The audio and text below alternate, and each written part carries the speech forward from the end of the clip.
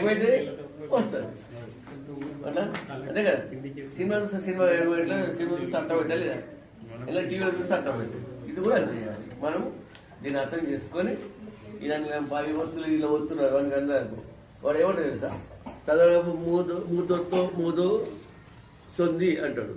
అంటే ఒత్తులు పెట్టలేరు, ఒత్తువాళ్ళు పెట్టలేరు కాబట్టి మనం చెప్పాలి ఇది అట్ట కాదురా, ముద్దు వస్తుంది, దావత్ ఉన్నది కాబట్టి దావత్ పెడితే ముద్దు వస్తుందని పక్కులు చదవచ్చులో చెప్పాలి. చెప్తే వాళ్ళకి అప్పుడు అర్థం, ఈ దావత్ దోయినా ముద్దు వస్తుంది అంటాడు. అర్థమైనా? అట్లా మీరు చెప్పాలి, ఒకరికొకరు చెప్పుకోవాలి, డిస్కషన్ చేయాలి, అందరు చెప్పుకోవాలి. చెప్పిన వాళ్ళు ఎవరు చేస్తారు? టీచర్, చిన్న టీచర్. చెప్పిన వాళ్ళు చిన్న టీచర్, చెప్పిన వాళ్ళు స్టూడెంట్. అర్థమైనా? మీరు కూడా పెద్ద సార్ తర్వాత మీరు చిన్న సార్లు లెక్క తీసుకొని మేము కూడా చిన్న సార్లు అనుకుని చెప్పాలి వచ్చిన వాళ్ళు. ఓకే, బాగా చదువుకోండి. ఇది మంచిగా ఉపయోగించుకోవాలి. పుస్తకం మంచిగా తీసుకొచ్చి పొద్దున్న అయిపోయినట్టు తీసుకొని పక్కకి ఇట్లా పెట్టాలి.